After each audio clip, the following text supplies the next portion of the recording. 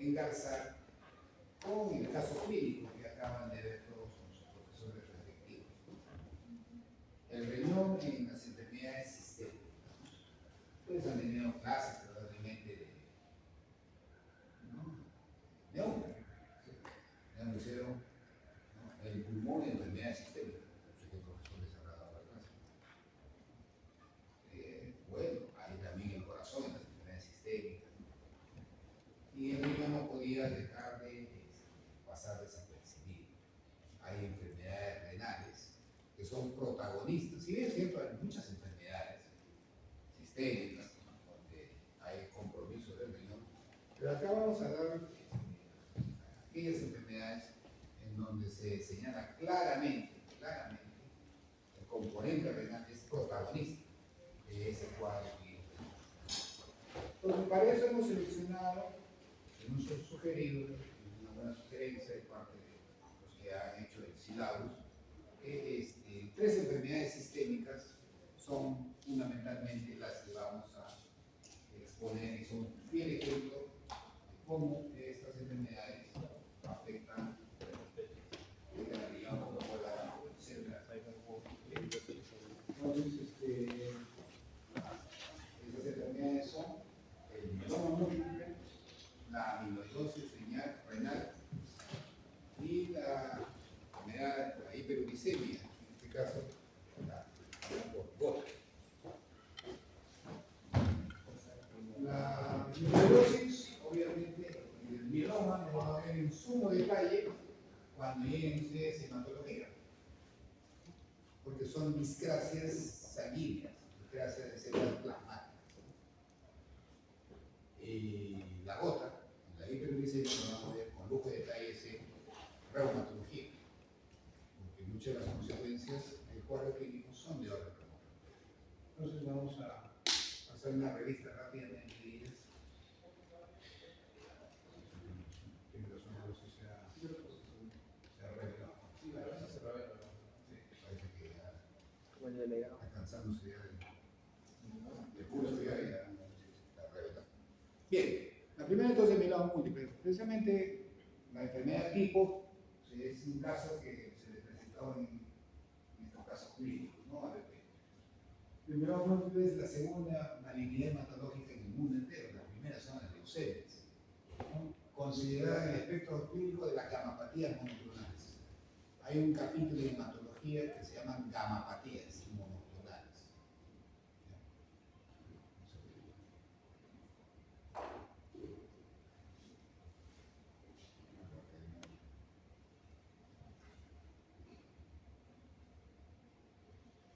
Unos 30 segundos.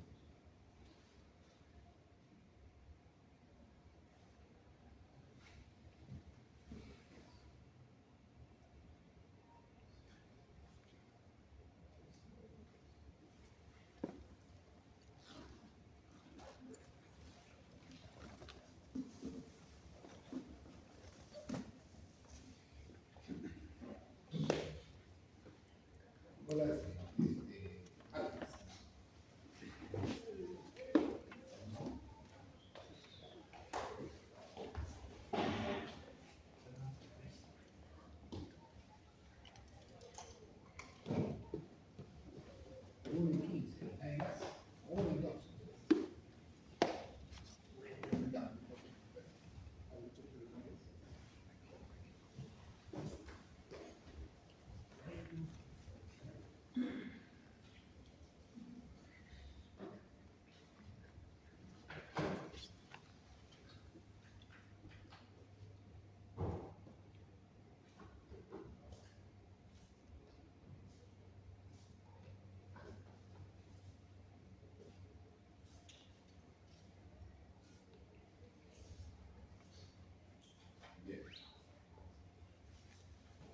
entonces, decíamos que a esta enfermedad, mieloma múltiple, también se le podía encontrar en el capítulo de los tratados de medicina interna, en lo que se considera las gamapatías monoclonales.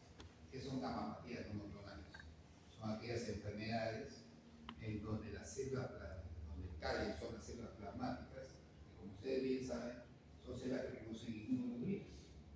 Ahí vean el tipo. Entonces, esas plasmáticas producen inmunoglobulinas anómalas. En ese contexto, por lo general producen un tipo de inmunoglobulina. Por eso se llaman gamapatías monoclonales.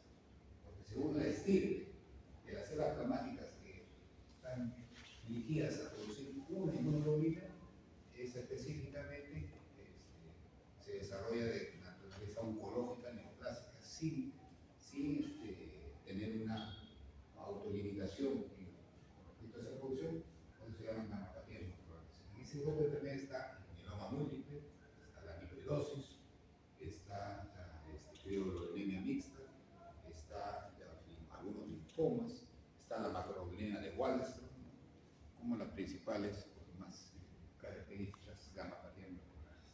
En este caso estamos hablando del mieloma múltiple, ¿no? Que, como ya también ustedes saben, es una enfermedad de adultos y adultos mayores. Generalmente se encuentra por encima de los 50 años, particularmente por encima de los 65. Y bueno, como médula ósea tenemos en todas partes del organismo, es responsable de a veces una enfermedad de contexto sistémico, si se presenta como una fachada de enfermedad sistémica, en donde el órgano blanco, ¿no? Definiendo el órgano blanco bajo el término del CRAB, que hemos ya estado comentando, que es un acrónimo: C de calcinosis o hipercalcemia, R de renal, A de anemia, y B de BON, o sea, de alteración del hueso. Y donde precisamente el R de renal, ¿no? Está definido por una depuración de creatinina con menos de 40 cc por minuto o una creatinina sémica mayor de 2 miligramos por ciento. Si en un paciente, ¿no? Con mieloma, ¿no? Se le encuentra una cifra normal de creatinina y depuración que se encuentran al poco tiempo valores por encima de los acá señalados, uno tiene que prácticamente establecer que hay un componente renal del mieloma. Y para que vean que el porcentaje, ¿no? Es el rango de compromiso renal, ¿no? Por ende que va a la insuficiencia renal en mieloma es amplio, va desde un 25 a un 75%. Ustedes le toman la media, es 50%. O sea, de cada 2 pacientes con mieloma múltiple, uno a lo largo de su historia natural va a ser compromiso renal. Entonces, la importancia de la parte renal en el mieloma. Y bueno, a pesar de que estos pacientes tienen fuerte componente o buen porcentaje de compromiso renal, la insuficiencia renal es la segunda causa de muerte en el mieloma, porque la primera causa fundamentalmente es infección, que complica. Y esto es basado en las características clínicas del mieloma, ¿no? Porque el mieloma puede presentarse bajo diferentes caretas clínicas. Quizás esto le digan más cuando lleve hematología. Uno puede ir sabiendo desde ahora. Por ejemplo, campo de presentación. En el escenario realmente es alguien mayor de 50, más de 60 años de edad. Empieza a tener dolores no articulares, sino dolores óseos, difusos, mialgias, dolores. Pero otra carta de presentación es anemia de etiología determinante. El paciente se anemiza de la nada. Lo van analizando, que detrás, como en el caso médico, te faltará fierro, le dan fierro y no mejor. O insuficiencia renal, que se establece a partir de los 50 o 60 años sin mayor explicación. No han visto la frecuencia de componente renal en mieloma. Y como ustedes comprenderán, pues bueno, esta es una patología donde se sintetizan inmunoglobulinas de gran cantidad, pero anómalas, ¿no? O sea, el caso anterior, ¿cuánto tenía? 7 gramos de inmunoglobulinas. Por lo tanto, está bien defendido el paciente. No es que esté bien defendido. Son inmunoglobulinas en gran cantidad, pero mal hechas. Y ustedes saben que lo mal hecho no cumple su cometido. Entonces, son inmunoglobulinas que no defienden contra nada. Entonces, por tanto, si son inmunoglobulinas que no defienden contra nada, el paciente queda susceptible de infecciones, ¿no?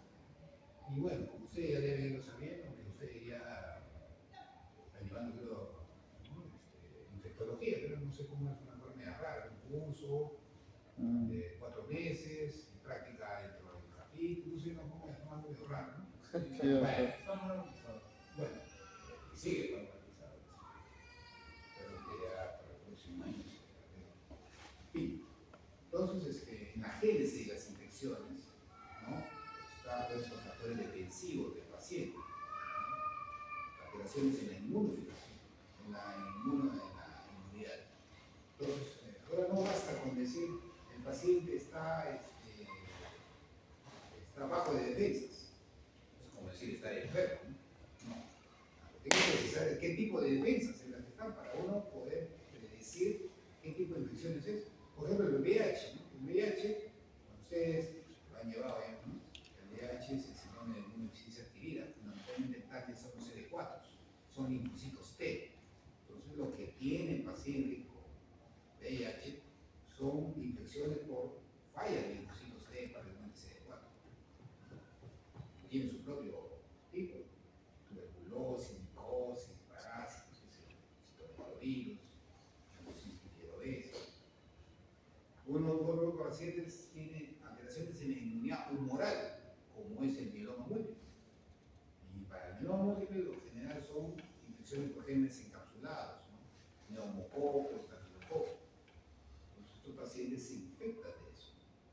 Entonces, hay que ver, precisar de ello. Entonces, tienen esa carta de presentación como anémicos, o preparan teniendo neumonías a repetición, infecciones a repetición, dolores óseos, enfermedad renal o combinaciones de ellos. Entonces, cuando un paciente por encima de 50 años empieza a presentar esos cuadros, hay que sospechar un mieloma. Y bueno, como ya les verán, ¿no?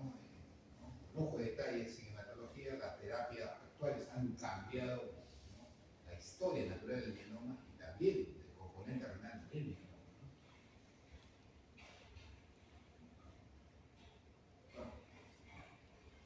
Y esa gráfica, que también constituye más que todo para la hematología, un poco grafica cómo es algo de la fisiopatología y el daño que se produce del mieloma, pero a nivel renal, ¿no? Partiendo de que el hueso hay las células mamáticas que, ¿no? Empiezan a proliferar y donde el fenómeno osteoclástico es más que el osteoblástico, entonces eso va a ir destruyendo huesos por esa interleuquina 5 y va aumentando la liberación de calcio, por eso que esos pacientes tienen hipercalcemia, por un lado, y eso va a propender a que haya nefrocarcinosis, o sea, cálculos inclusive cálculos de calcio a nivel renal, que van a empezar a precipitar esa riñón y van a dañar la riñón. Pero por otro lado, también va a haber proliferación, como esta es una gamapatía monoclonal, un determinado tipo de inmunoglobulina y un determinado tipo de cadenas ligeras, ¿no? Light chain, ¿no? Son las cadenas ligeras, ¿no? Que se llaman también cadenas ligeras, ¿no? Light chain disease, ¿no? Y estos conforman el espectro de las cadenas ligeras o inmunoglobulinas monoclonales. Eso va, como vamos a ver en breve, produce una serie de problemas a nivel renal. Y por otro lado viene la invasión directa de las células plasmáticas, plasmocitomas, a nivel del riñón o también en el endotelio de los vasos. Todo eso va a hacer que el riñón se vea afectado en el tiempo. Bien, este es el espectro de lesiones renales observados en el mieloma múltiple, donde hay afectaciones de todo tipo, como pueden ver. Como una sola enfermedad puede afectar al riñón de manera distinta. Entonces se ha agrupado a estas afectaciones entre lo más frecuente, mecanismos frecuentes y mecanismos infrecuentes. Teniendo en cuenta que los mecanismos frecuentes superan el 10%, ponen como criterio, más del 10% de pacientes con mieloma pueden tener daño renal por esta. ¿Y cuáles son esas que son frecuentes? ¿No? Ahí están los cilindros, ¿no? Tubulares, la nefropatía por cilindro de mieloma, conocido también como el riñón de mieloma. Recuerden que estos cilindros son tubulotóxicos, son causa de nefritis intersticial. De hecho, el mieloma múltiple es de las principales causas de nefritis intersticial. Para recordar, la enfermedad renal aguda y sobre todo la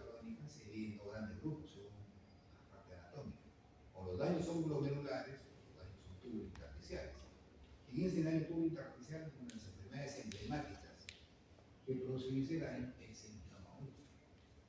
Pero asimismo también vamos a ver que el mieloma va a producir también una suerte de proteínas de amiloide.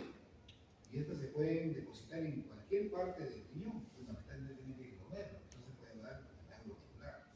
También puede haber enfermedad glomerular por enfermedad de depósito de cadenas ligeras.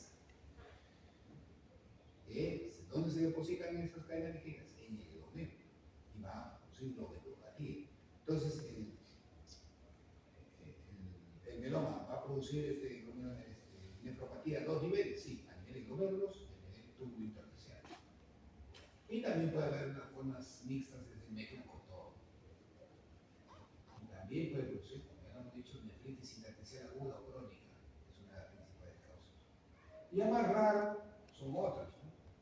Origina síndrome de Fanconi, que son tubulopatías, alteración de eliminación de una serie de electrolitos por disfunción tubular. Puede haber nefropatía hipercalcémica, por lo que hemos conversado, ¿no? Hay hipercalcemia y ese calcio también se filtra por el glomérulo y empieza a depositarse en los tejidos, produciendo cálculos, ¿no? Secundarios a mieloma, cálculo de litiasis, en este caso, calcio. También, como como el mieloma en sí es un cáncer, es una forma de neoplasia, ¿no? Una forma de leucemia, hay destrucción de células plasmáticas. Y estas células plasmáticas que liberan ácido úrico. Pueden liberar también fósforo, pueden liberar potasio, para configurar lo que se llama el síndrome de lisis tumoral. Y el síndrome de lisis tumoral impacto sobre el riñón. De hecho, los pacientes que tienen ácido úrico, producto de esta destrucción de células plasmáticas por encima de 10 miligramos por ciento, son candidatos a hacer lisis tumoral. Y esa lisis tumoral puede tener impacto sobre el riñón. Puede haber nefropatía obstructiva, ya sea por cálculos, ya sea de ácido úrico o cálculos de calcio por hipercalcemia. Y otras formas más raras. Entonces, como pueden ver, el espectro de daño renal por mieloma es variable. Y es importante precisar qué tipo de daño renal en mieloma se produce para dar algún tratamiento específico. O sea, una misma enfermedad tiene variantes, así como en el lupus, ¿no? Cuando hablamos de nefritis lúpica, no toda la nefritis lúpica se trata de la misma manera. Tengo que ver de qué tipo es, ¿no? Si es una tipo 4, si es una tipo 2, si es una tipo 5, qué sé yo. Hay matices en el tratamiento de lupus. Algo así sucede en mieloma y compromiso renal. Tengo que precisar, sobre todo de las más frecuentes, cuáles, para dar un tratamiento un poco más personalizado, específico. Y acá hay, por ejemplo, en esta tabla se ven manifestaciones clínicas, ¿no?, asociadas a diferentes tipos de injuria renal por mieloma, ¿no? Por ejemplo, respondiendo a lo que algunos de sus compañeros preguntaron, doctor, ¿el mieloma puede producir injuria renal aguda? Por otra parte, injuria renal crónica, las dos cosas las produce. Injuria renal aguda es un mieloma mecanismos, la nefropatía de cilinos sobre el tubo tóxico, el riñón del mieloma. Puede producir necrosis tubular aguda también, ¿no? Efecto diatrogénico de fármacos y tratamientos. Recuerden que el mieloma, uno de los signos cardinales es dolor. Los dolores son intratables. Los pacientes vienen tomando pues que hay cada 8 horas, cada 6 horas. Lo que tienen a la mano antes de ir a un médico, porque el dolor es terrible. Entonces ya ustedes saben, o van a saber específicamente cuando llegan a la casa, que los AINES son balazos para los riñones. De los fármacos, ¿no?, los primeros que encabezan, si es que no están en el segundo, vean en el palo, ¿no?, de los clásicos nefrotóxicos, los más comunes que son. Entonces, por eso se usan el efecto de y esos fármacos, en los AINES, van a producir injuria renal aguda. O por infiltración directa, plasmocitomas al parénquima renal, o por nefropatía intersticial tubular. O sea, todas estas infiltraciones pueden dar lugar a una injuria renal aguda. Por otra parte, otro síndrome que podría haber en el paciente de mieloma con compromiso renal es un paciente que pueda tener proteinuria variable, que puede llevar inclusive al síndrome nefrótico. La causa del síndrome nefrótico es mieloma. Y la explicación puede ser variada, fundamentalmente con la enfermedad de depósito de cadena ligera, si se manifiesta eso, o por amiloidosis secundaria a un mieloma. Otros tipos de componentes glomerular son raros. Entonces, sobre todo cuando hay proteinuria variable hasta el síndrome nefrótico, estas dos subtipos de afección de mieloma y de riñón habría que pensar. Y falla renal crónica. ¿Cómo el mieloma puede llevar a la falla renal crónica? También puede llevar típicamente a la cabeza con amiloidosis. La amiloidosis tiende a ser una enfermedad crónica, ¿no? Y también con nefropatías, depósitos de riñón de mieloma, nefropatías de cilindro de mieloma o enfermedad de cadena ligera. Y también puede ser síndrome de Fanconi por tubulopatía proximal por daño directo de las inmunoglobulinas a los túbulos. Puede producir síndrome de Fanconi. O sea, pueden producir todas estas instancias que son variantes de presentación renal y un mieloma explicado por estos mecanismos. Bien, ahora estamos hablando pues de la nefropatía de cilindros o de cadenas ligeras, ¿no? El riñón del mieloma. Es la forma más frecuente e importante de compromiso renal en el mieloma, 40-60%. La mitad de los pacientes con daño renal hay con mieloma. Y como factores de riesgo importantes están ahí, pueden todos los cachaques.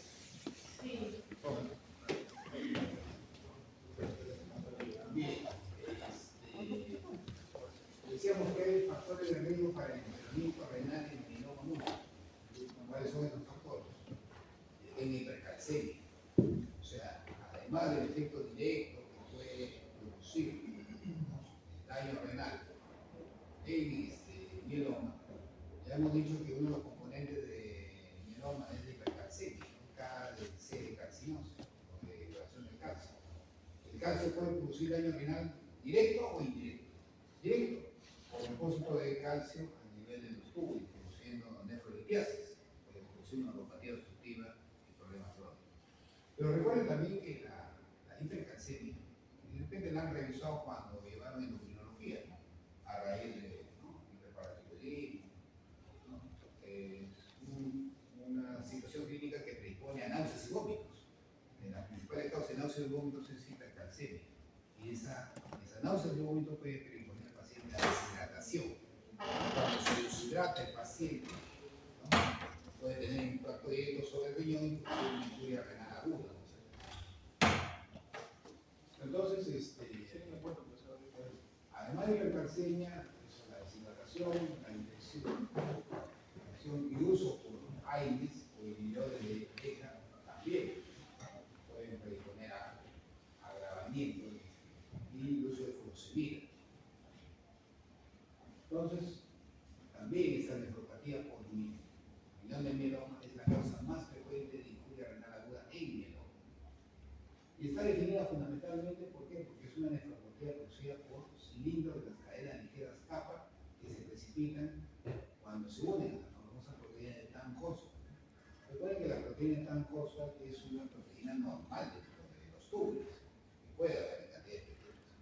Pero se vuelven aliadas contrarias a uno cuando empiezan a filtrar a través del gobierno de estas cadenas ligeras y una serie de inmunoglobulinas se le pegan a esta proteína de Tan-Coso, de tal manera que se hacen moléculas más complejas, más grandes. Entonces no son fácilmente ya eliminadas por la orina. Y como hemos dicho, las proteínas son también tubulotóxicas. La proteína no empieza a intoxicar los túbulos. Por tanto, esa es una de las razones por que se produce, por ejemplo, una injuria renal aguda por tubulopatía debido a esto. Y que más aún todavía se favorece su formación, ¿no? De la adhesión de esta proteína de Tan-Coso con las inmunoglobulinas o las cadenas ligeras kappa cuando hay medios ácidos en la orina. Y también cuando son ricas en calcio y sodio. Ya estamos viendo que hay hipercalciuria en estos pacientes por el mieloma, ¿no? Por el componente. Generalmente se ve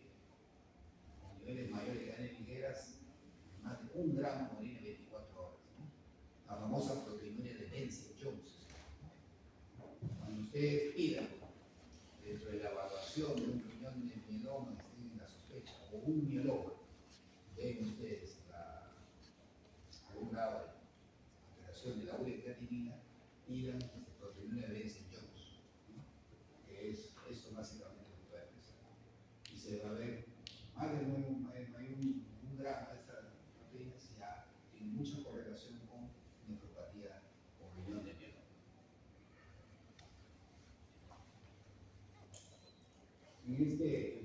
La otra enfermedad que hay un poco o la otra, otro subtipo de compromiso renal en mieloma que disputa un poco, y para algunas series es la afección renal más frecuente en mieloma, al riñón de mieloma, es la enfermedad por depósito de cadenas ligeras.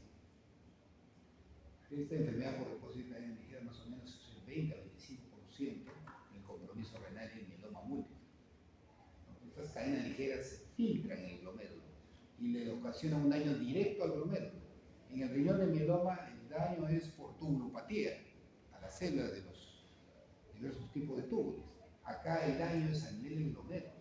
Estas cadenas ligeras se depositan en los glomérulos, está ocasionando, ¿no?, daño por depósito, tipo granular, ¿no?, en la membrana basal, recorriendo a las famosas glomerulopatías proliferativas que habíamos conversado, ¿no?, en la clase de glomerulopatía. Y, como podrán suponer, ocasiona proteinura de grado variable, ¿no?, hasta inclusive síndrome nefrótico. Esta es la causa más frecuente de síndrome nefrótico de mieloma múltiple, una enfermedad por depósito de cadenas ligeras y numerosas. Es decir, hay mayor daño en la membrana basal de los sinusoides glomerulares, entonces hace que haya daño sobre esta membrana basal y empieza a filtrar cada vez más y más en diferentes tipos de productos. Y se hace como si fuera una bola de nieve, un círculo vicioso. Más depósitos de cadenas ligeras, más daño, más permeabilidad de esas cadenas ligeras y más daño y así. Y el otro compromiso en mieloma múltiple es amiloidosis. Una amiloidosis de carácter secundario. Amiloidosis secundaria a un problema de mieloma múltiple. Como vamos a ver en breve, hay amiloidosis de tipo primario y secundario. La secundaria es mieloma múltiple. Es un porcentaje ya menor, 15-75%, ¿no?, y se comprueba con biopsia renal. Y como el anterior, puede haber un diverso grado de proteinuria hasta el síndrome nefrótico. Estas dos entidades, y en ese orden de frecuencia, enfermedad por depósito de cadenas ligeras y amiloidosis, ¿no?, son básicamente entidades que afectan fundamentalmente el glomérulo, a diferencia del anterior. Bien, en este gráfico, simplemente para sumarizar lo que le acabo de decir, ¿no?, es decir, compromiso por las diversas causas de daño renal en mieloma en determinado nivel. Acá pueden ver el glomérulo y acá el sistema de tubo. Sobre el glomérulo, las cadenas ligeras, ¿no?, la enfermedad por cadenas ligeras directamente se van depositando en la cápsula de goma o en la membrana basal de los sinusoides y produciendo, ¿no?, clásico daño en la filtración de lo glomerular. Además de esto, la amiloidosis tiene su target, su centro de afectación también en el glomérulo. En consecuencia, se va a producir en el glomérulo proteinura variable hasta síndrome nefrótico. Y por el otro lado, a nivel tubular, ¿no?, la manifestación más frecuente de alteración de la misma, de daño renal, es el riñón de mieloma, por el depósito, ¿no?, de estas proteínas anómalas favorecidas por la proteína Tan-Horsfall, ¿no?, que se une a las proteínas y va a producir un efecto directo tóxico sobre las células tubulares, ¿no?, como se forman, como dicen, moldes, ¿no?, de depósitos que van afectando directamente, son túbulos tóxicos a nivel del túbulo contorneado distal. Y acá también el síndrome de Fanconi, que son cristales de cadenas ligeras, van afectando las células epiteliales, pero ¿de quién? De DASA, del túbulo contorneado proximal, mientras que en el oso es el túbulo contorneado distal. Entonces, acá está sumarizando en esta gráfica el daño renal específico según el órgano, el lugar blanco, el riñón por parte de mieloma. Bueno, y evidentemente eso tiene que tener una traducción de carácter histológico, anatomopatológico. Acá es una fotografía de una biopsia, estos son glomérulos, y que hay esos glomérulos, en vez de verse los sinusoides, se ven depósitos de material hialino, eosinofílico, que son básicamente son cilindros, ¿no? Túbulos afectados. Estos son básicamente, acá hay glomérulos, pero estos fundamentalmente son túbulos. Y estos túbulos están llenos de cilindros eosinofílicos. Es la nefropatía por cilindros, el famoso riñón de mieloma. Todo esto son proteínas de Tan-Horsfall que ha ligado, ¿no?, cadenas ligeras y ha producido una tubulopatía, un riñón de mieloma. Estos son lo que se corresponderá a la proteína de Benson-Johnson. Bien, bueno, el diagnóstico, evidentemente lo van a tener un poco de detalles cuando vayan a hematología. Más del 10% de células plasmáticas en una biopsia de médula ósea o una biopsia de hueso, ¿no? Más cuadro clínico con algunos elementos del crack, les da el diagnóstico. Más del 30% solo es mieloma también, aún no tenga un componente sistémico inflamatorio. Pero desde el punto de vista renal, ¿no?, compromiso renal en mieloma, sí es necesario ser más precisos, por lo que les cabe entrever, porque a veces hay matices en el tratamiento según el tipo de compromiso, ¿no? Entonces, lo que hay que determinar es a través de un proteinograma electrofórético o una inmunofijación en el suelo, en la orina, hay que ver en la orina, para evaluar la parte renal.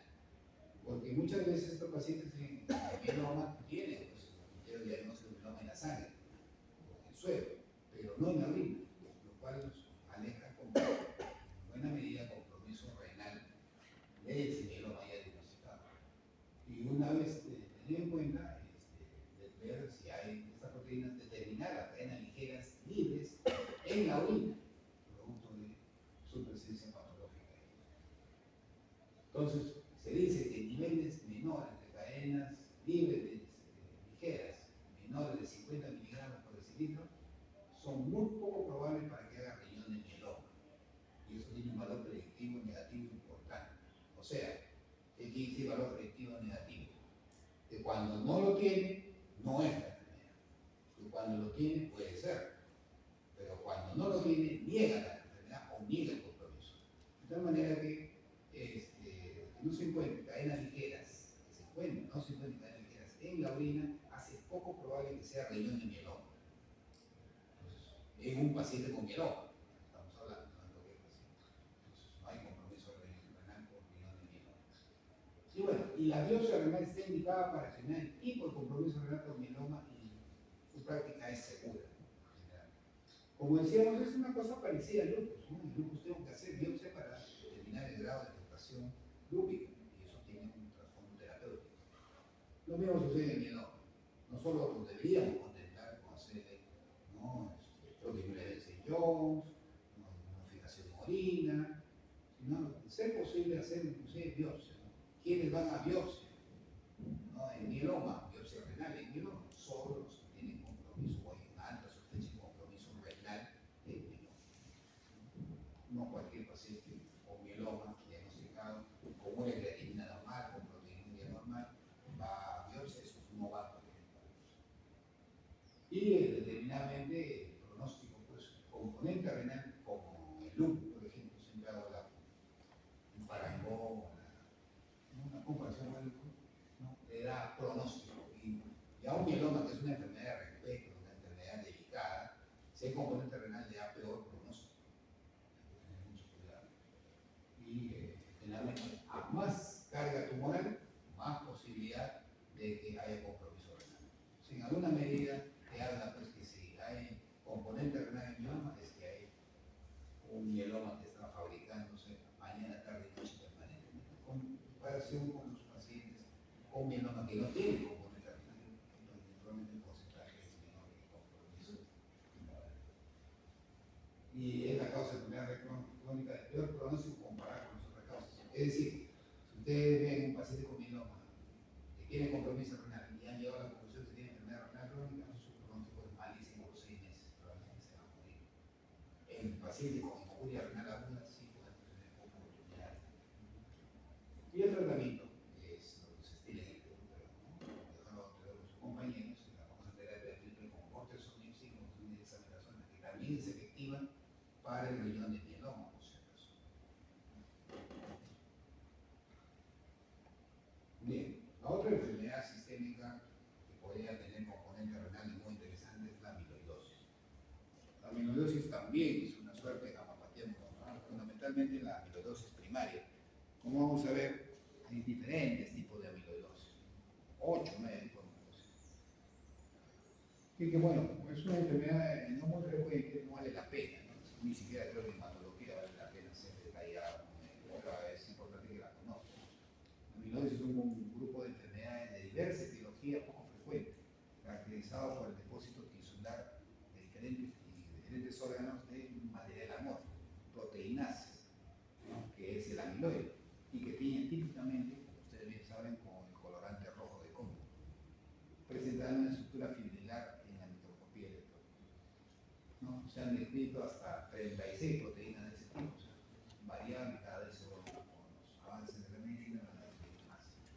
Y lo que sucede es que, ¿no? De modo para explicar brevemente por qué son patológicas, esta proteína amiloide tiene la capacidad, ¿no? De adherirse a otras proteínas estructurales y juega a cambiarle la configuración a esas proteínas estructurales. Entonces empieza a cambiar la estructura del órgano, el esqueleto del órgano, y entonces empieza a haber, evidentemente, a ese cambio de estructura, de arquitectura, debido a ese incremento en el adosamiento de esta proteína, ¿no? La aminoidea patológica, pues va a alterar y generar los órganos y va a ser un poco el basamento de por qué se va dando un órgano. ¿No? Es el tipo más frecuente de ¿no? La amiloidosis de carácter primaria, es el tipo más frecuente de displasia de células plasmáticas clonales. ¿Por qué? Porque estas células plasmáticas se dedican a hacer proteína amiloide pura, mañana, tarde y noche. Y generalmente la hacen con determinadas cadenas, la amiloidosis puede ser sistémica, o sea, puede haber varios órganos, la puede ser primaria, o puede ser localizada en un solo órgano. Bien, como les decía, hay diferentes tipos de amiloidosis, pero la que más interesa es a él, la salida saliva. Es amiloidosis,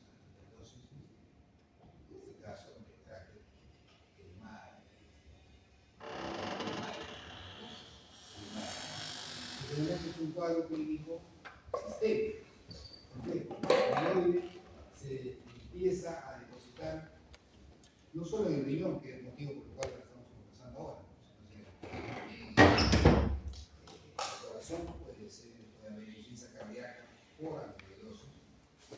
Ustedes a veces hablaron algo, llevaron cardiología, insuficiencia cardíaca, hay cardiopatía dilatada o restrictiva por amiloidosis. Puede depositarse en nervio mediano y producir el famoso síndrome del túnel carpiano.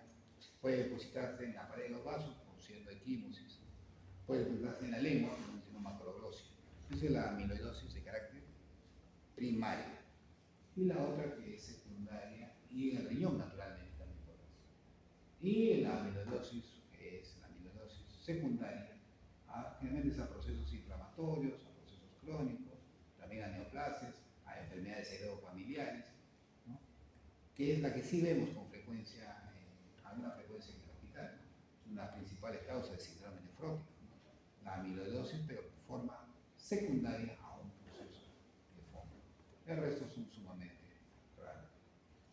Y ahí está, por ejemplo, la etiología de la amiloidosis secundaria, que es lo que más vemos, ¿no? A una serie de enfermedades infecciosas, ¿no? Tuberculosis, lepra, osteomielitis, bronquiectasis, pielonefritis crónica, a enfermedades inflamatorias crónicas, a la cabeza de la artritis reumatoide, a la enfermedad inflamatoria intestinal, Crohn, colitis ulcerativa, ¿no? A inmunodeficiencias, a neoplasias, ahí está la adenocarcinoma, linfomas, y acá faltaría poner, por ejemplo, el mieloma múltiple. El mieloma múltiple también, como hemos visto en anteriores, hablando del mismo, ¿no? Puede producir daño glomerular precisamente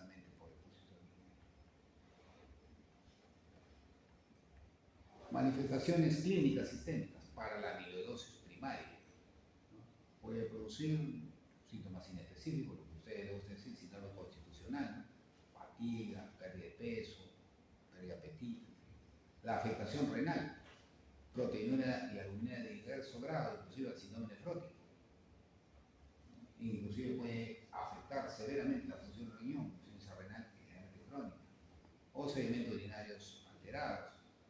También no solo se deposita en la amiloide, en el glomérulo, puede ser también en la médula renal, daño tubular intersticial y alteraciones en la concentración de la orina y produciendo acidosis tubular renal. Entonces, lo que hablábamos, afectación cardíaca, típicamente una miocardiopatía restrictiva, ¿no? O sea, infiltrada por amiloide, todas sus consecuencias. Y también en la afectación del sistema nervioso central, produce polineuropatía, comenzado, síndrome tubero-carpiano, pero puede producir polineuropatía, sobre todo de carácter, además de dolor neuropático, debilidad, de carácter autonómico. Los pacientes tienen alteración, por ejemplo, en la presión, tienen ortostatismo, en fin. Todo eso configura un poco el mundo de las amiloidosis de carácter secundario. Bueno, acá en esta gráfica para sumarizar los compromisos que vamos viendo, el sistema nervioso central, el miocardio intestinal, en el hígado también produce hepatomegalia, a nivel del corazón ya hemos mencionado, y en el riñón propiamente conversado. Y también a veces puede producir, ¿no?, externamente, ¿no?, la clásica macroglosia de la lengua geográfica grande, puede producir los ojos de mapache, es decir, en la calle se empieza a depositar a nivel perioauricular, produciendo este tipo de afectos. Entonces, ¿cuándo sospechar en amiloidosis? ¿No? Cuando hay un síndrome nefrótico en adulto por encima de los 40 años, tiene que estar. Y sobre todo, cuando hay un pasado de alguna enfermedad, o tiene, ¿no?, ha tenido tuberculosis, ha tenido osteomielitis, ha tenido bronquiectasis, enfermedades crónicas. Un paciente con síndrome nefrótico, la primera posibilidad es cuando tengan cardiopatía restrictiva, lo que estamos comentando, ¿no?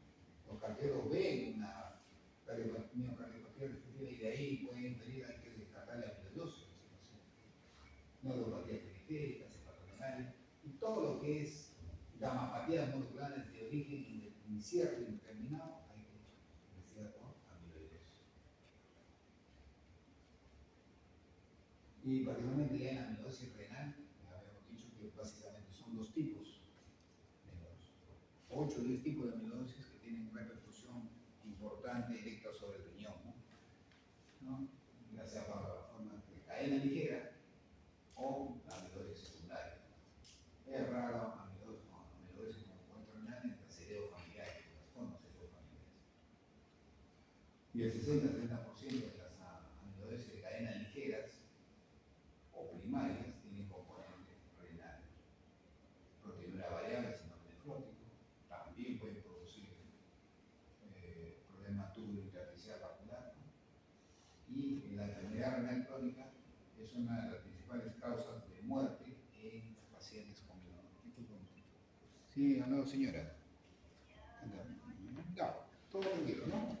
Ya, ok. Sí. ¿Se acabó? No, es que lo se apagó. Sí, no hay problema. Ya, perfecto, gracias. Ok. Bien. Diagnóstico.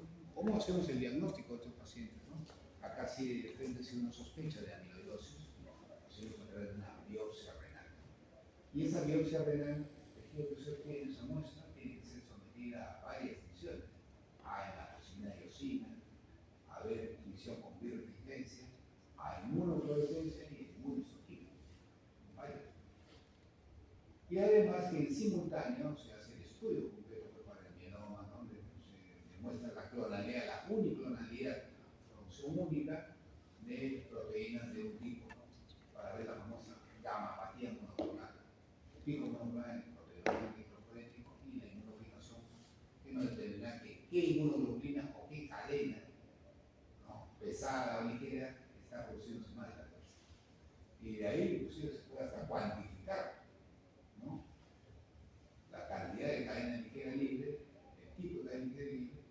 ¿no? Según con otro examen ya mucho más detallado.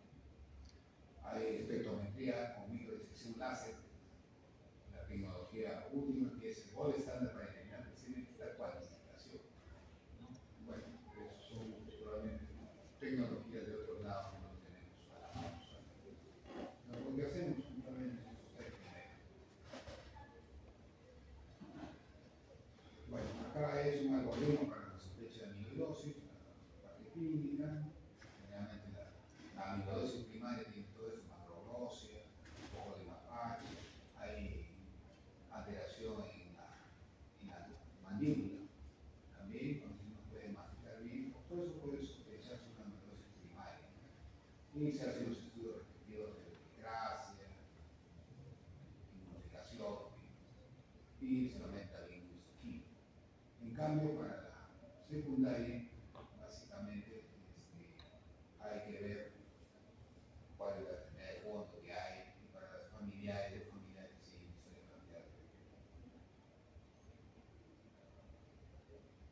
Bueno, hay también otro para el diagnóstico de amiloidosis, son diferentes tipos, no se preocupen en leerlo, que lo van a hacer. Pero centrarse en estas dos primeras, en la amiloidosis, ¿no? Carácter primario, sí, ¿no? Se hace pues una detección por inmunofijación y de antirecadenas, microscopía de luz también, ¿no? Y ver el porcentaje para la inmunofluorescencia de posibilidad de examen preventivo, 95% de las actitudes, con ese examen que les decía. Tiene la amiloidosis secundaria, ¿no? Que generalmente la más frecuente, la que vemos, ¿no? Donde todos los estudios son negativos, ¿no? No han sido las inmunofluorescencia, porque no es una gamapatía normal, pero secundaria, es una suerte de respuesta a una enfermedad crónica que el paciente tiene en un órgano a distancia. Por ejemplo, lo más común es una tuberculosis crónica, cavitaria, fibrocavitaria, ¿no? Y le produce eso una amiloidosis secundaria por depósito de amiloide. ¿Por qué se produce eso? Porque recuerden que la amiloide es un reactante inflamatorio. Los 30 reactantes inflamatorios que se conocen, uno de ellos es el amiloide. Es una respuesta a una enfermedad inflamatoria crónica. Entonces se va a producir. Y eso no tiene ninguna relación con una respuesta de hiperclonalidad o de producción, ¿no? De una gamapatía normal. Por eso es que los estudios en una amiloidosis secundaria son negativos, inmunofluorescencia es negativo, inmunistoquímica es negativo, no se necesita hacer mayores estudios, como si se hace en la primaria, donde se usa una gamapatía. Bueno, solamente esto es para mencionarles un poco cómo ha ido surgiendo cambios, ¿no? En tratamiento, en una línea de tiempo en los últimos 30, 40 años, cómo ha ido cambiando el tratamiento de la amiloidosis. Antes les daban el Falan a estos pacientes con grado balear de mejoría, 30% mejoraba. Pues, bueno, con otras teorías que mejoraban un poco más. Ahora, pasado el siglo XXI, en el siglo XXI, ya una terapia similar, por ejemplo, el mieloma, bortezomib, por ejemplo, ya mejoraba el 52%, ¿no? Y ya había el cisplatino con bortezomib, ¿no? Cisplatino con bortezomib mejoraba hasta el 65%. Cada vez ya en la era de los MAP, la era de la terapia biológica, y como estamos, ya estamos ahí, en otros lugares están ya hasta el 100% de mejoría, o el 88%, ¿no? La terapia biológica cada vez desarrollándose más, cada vez logrando mayor mejoría, inclusive al 100%.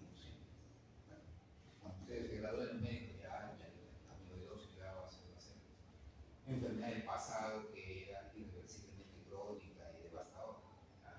Tiene cura.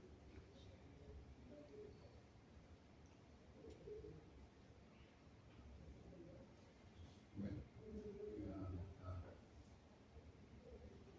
está cansándose bastante el remoto. Para terminar, la tercera enfermedad sistémica que vale la pena, ¿no?, tener en cuenta con compromiso renal importante es la gota y los estados de hiperuricemia. Entonces, la gota, que la va a ver con lujo de detalles en reumatología, creo, Es una entidad ocasionada por el depósito de los cristales de urato monosódico en articulaciones y en diversos tejidos, ¿no? Es una enfermedad que básicamente se deposita en las articulaciones, ¿no? Sobre todo la famosa podagra, ¿no? Como debutan estos pacientes, dolorabilidad en el dedo gordo del pie, que no pueden caminar, ¿no? Dolor en el primer dedo es prácticamente bota hasta demostrar lo contrario, es un debut. Muy bien, estos pacientes que tienen estos depósitos, inclusive ahí pueden ver textos o iconografías de Harrison o del libro de visita, hay depósitos que se llaman tofos, que se depositan pues, en la oreja, en las diversas articulaciones. Bueno, como les repito, eso lo van a ver muy bien en el caso del compromiso renal por gota, está en alrededor del 70%. O sea, miren, cada 10 pacientes con gota, 7 tienen compromiso renal. Y los PECA generalmente con enfermedad renal crónica de algún grado ya están en estadio 3, muchos de esos pacientes, o los mayores estadios. Y hasta un quinto o una cuarta parte de los pacientes ya están en estadio 5, están ya listos para ser dializados. O sea, hay que ver a esos pacientes con gota inmediatamente descargar compromiso renal. El riñón se está jugando. Así como lo contrario, del 20 a 24, un 24% de pacientes con enfermedad renal con filtración menor a 60% tienen gota de estos pacientes. Hay que recordar que el criterio de hiperglicemia es más de 7 miligramos por ciento en varones y más de 6 en las mujeres. Es el famoso examen que se hace de chequeo a la gente, ¿no? El famoso chequeo preventivo que hacen anual, ¿no? Debe incluir pesaje úrico, sobre todo pacientes que tienen un amplio background cardiovascular, ¿no? Están gorditos, ¿no? Los famosos metabólicos. Esos son los que tienen que pasar de todas maneras para hacerse siempre un ácido úrico, ¿no? Y el número mágico es 6 o 7. Lo normal es que se tenga 5 o menos. La hiperglicemia, ¿no? Varones y mujeres con 7 y 0 respectivamente, es prevalente, ¿no? Y se ve el compromiso renal ya con ese nivel, ¿no? Puede tener una filtración neuronal menos de 60. O sea, no subestimen una hiperglicemia asintomática, porque muchas veces estos pacientes, ¿no? Vienen pacientes para descarte, chequeo, tienen 8, 9 de ácido úrico, sí lo tiene elevado, ¿no? Habrá que observarlo, habrá que decirle que coma menos carnes rojas, qué sé yo, no. Evalúen también el riñón, por si acaso.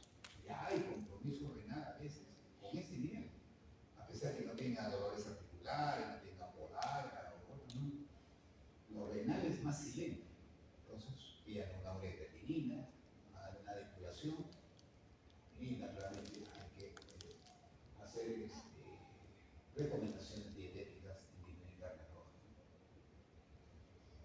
Y bueno, los exámenes clínicos randomizados necesitan una asociación independiente entre hiperglicemia y enfermedad cardiovascular y renal. O sea que hay que, ojo, con los pacientes con hiperglicemia asintomática, hay que ver componente cardíaco y renal. Bien, entonces ahí es un poquito este esquema para mostrar, pues, ¿no? La hiperglicemia, cómo produce diferentes daños a nivel cardiovascular y renal. El propio ácido úrico produce un exceso oxidativo en el endotelio de los capilares, ¿no? Y produciendo también inhibición de la síntesis del óxido nítrico. Ustedes saben que el óxido nítrico es un vasodilatador importante y si lo inhibe, bajo sin vasoconstricción. Todo esto va a devenir en una disfunción endotelial. Ustedes saben que este famoso término de disfunción endotelial está ligado principalmente a enfermedades cardiovasculares, esclerosis, hipertensión. Es la razón por qué hace el cardiovascular la hipertensión. Por otro lado, como hay vasos, hay capilares en el glomérulo, eso también puede producir afectación sobre el mismo. El glomérulo, pero también a nivel úrica, artificial, vamos a ver con los depósitos de ácido úrico que directamente son tóxicos a nivel tubular. Además, la hiperglicemia produce activación del sistema renina-angiotensina, ¿no?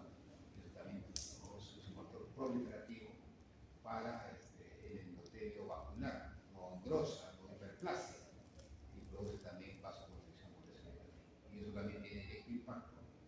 sobre la misma.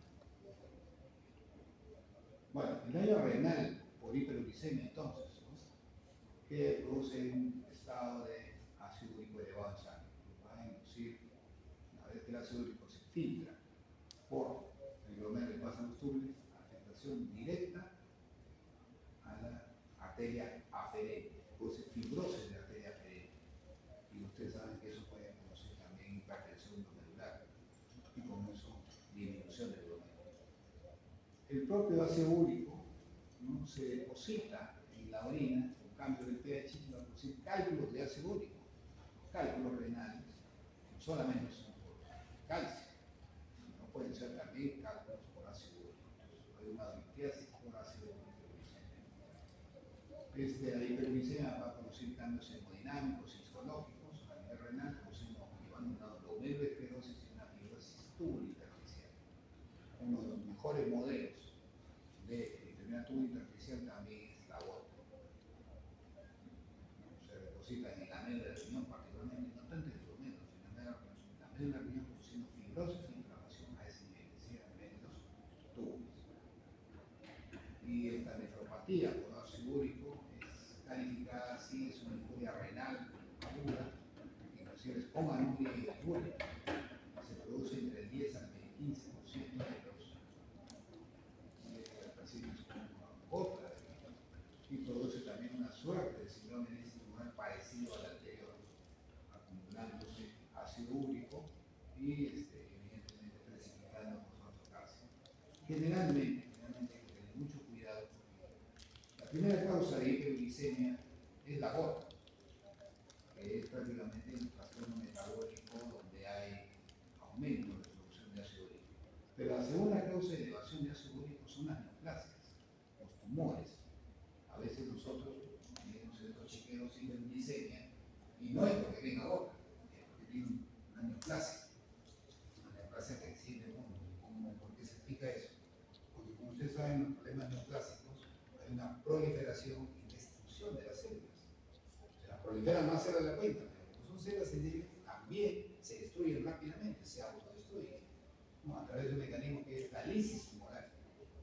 Entonces, al destruirse la célula, se destruye el núcleo, y al destruirse el núcleo que se destruye, el ADN es fuente de ácido úrico. Y por eso, ¿no?, uno de los marcadores a veces son oncológicos, a veces diagnosticamos cáncer, ¿no?, por ácido úrico elevado.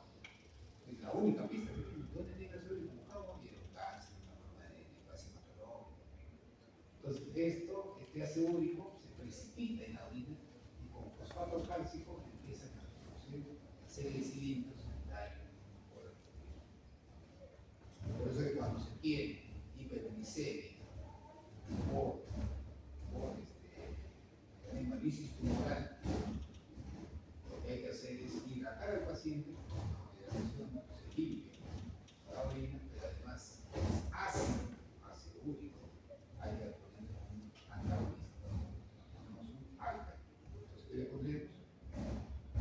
Cloruro de sodio para hidratar, que le pondremos como álcali para evitar que se precipite este ácido úrico y no haga daño renal.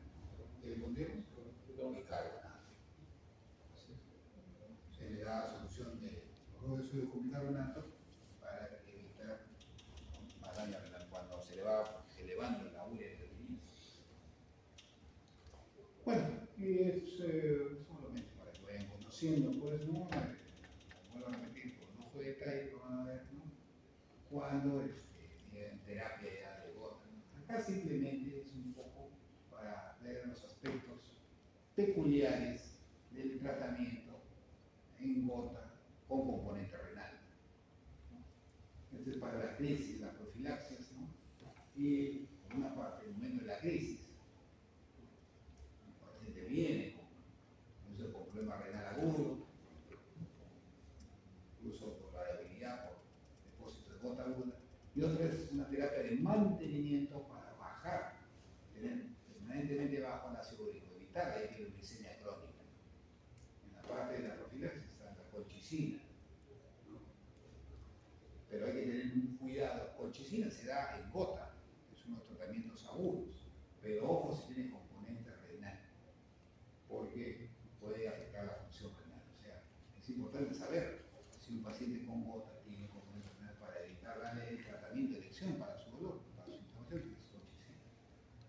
Claro, es una invitación, como tiene dolor por gota, que ese dolor se lo cambia con aire, ¿no? Pero ya saben que aire más una enfermedad como la gota que afecta al riñón, los dos son puntos dinamita para el riñón. Entonces también hay que evitar aire. Y corticoides, hay que usarlos muy cuidadosamente en nuestros pacientes, ¿no? Ya saben ustedes, porque los corticoides quizás pueden tener alguna luz verde en pacientes con nefritis o nefropatía alcohólica. Y la nativa, con el inhibidor de interleuquina 1, ¿no? También hace que pueda ser utilizado desde hecho, indicado en gota, pero ojo, si tiene menos de 30% de duración, hay que verificar esto. El que la haríamos para el dolor, doctor, como opiáceo, sería para el paciente con gota, ¿no? Y aplicación renal para calmar su dolor sería lo más adecuado para esto. Y para mantener el ácido úrico bajo, ¿no? Hay varias alternativas. El allopurinol es el más común y estos que son menos utilizados, ¿no? El febuxostat, ¿no? Que muchas veces últimamente para gota lo están utilizando de manera frecuente, pero y uricosúricos, como el probenecid, en enfermedades renales están contraindicados. Uricosúricos, también hay otra forma de tratamiento, bueno, está disponible en datos que más o menos es seguro en pacientes con enfermedad renal crónica, ¿no? Algunos uricosúricos nuevos. Y el allopurinol, que es el tratamiento de primera línea para mantener el ácido úrico permanentemente controlado, elevado, ¿no? Hay que tener en cuenta que se puede dar con cierta seguridad en pacientes con problemas renales, ¿no? Inclusive por gota, ¿no? El problema del ácido úrico, más que todo, es por el síndrome de hipersensibilidad. Muchos de estos pacientes hacen rash, ¿no? 10%, te dicen a 20%, le da un ácido allopurinol y empiezan a hacer rash, pruritos, ¿no? Son sensibles. Bueno, ellos se vienen. Pero después, generalmente, el allopurinol, ¿no? Dice iniciar, las pastillas vienen en 100 miligramos, 100 miligramos al día, entonces van de a poco, ¿no? El paciente con enfermedad renal crónica se va titulando los niveles de urato para que estén a menos de 100 miligramos por decilitro. Entonces, el allopurinol se puede dar con cierta seguridad a los pacientes con afectación renal. Bien, ¿hasta ahí alguna pregunta? Bien, lo que bueno, hemos hecho esta oportunidad es tratar de ganar tiempo y no perder clase, ¿no? Tocaba a la doctora mucho es psicóloga en nuestro hospital, ¿no? Se acercó temprano en la mañana a decirme que estaba un poco indispuesta, en problema de salud, y entonces para avanzar, he avanzado en la clase que corresponde al día lunes. El día lunes y bueno, ya con su delegado, oportunamente nos iremos cuadrando, ¿no? Las clases, en este caso que debe la doctora, en qué momento es de la mañana de la próxima. ¿Alguna pregunta? Por ejemplo, si es secundario un problema organizado de un órgano o de un sistema, la manifestación es, o sea, el depósito de proteínas, ¿es a nivel de ese órgano o sistema o puede ser en cualquier lugar del organismo? De la proteína amiloide. La amiloides secundaria renal no tiene características, digamos, por razones no muy eficaces, tiende a esos depósitos de amiloides ser básicamente en el riñón. No hay, difícilmente uno ve cardiomiopatía, no, por amiloide secundaria a un problema, a una tuberculosis crónica, a una apéndice reumatoide crónica, que son realmente cuadros cuando es secundaria. Y no se sabe por razones identificables, el componente básicamente renal y no sistémico como una amiloidosis primaria. Eso sí, el diagnóstico en la primaria y en la secundaria se puede hacer por biopsia obtenida de varias zonas. No es que se hagan en todas las zonas, sino que cojan los celos que quieran. Puede ser por biopsia de mucosa gingival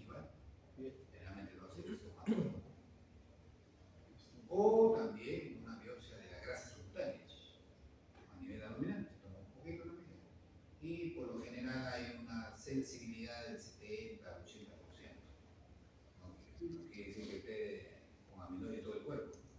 Hay la suerte de pescado es mayoritaria, pero también hay las circunstancias que de repente no lo pescamos y la biopsia negativa no descarta, no descarta eso. Lo que ahí tendría que hacerse de modo definitivo es una amiloidosis, perdón, una biopsia renal para detectar, ahí sí van a ver los depósitos de amiloide, ya sea en los neuros o en los túbulos, en los dos lados.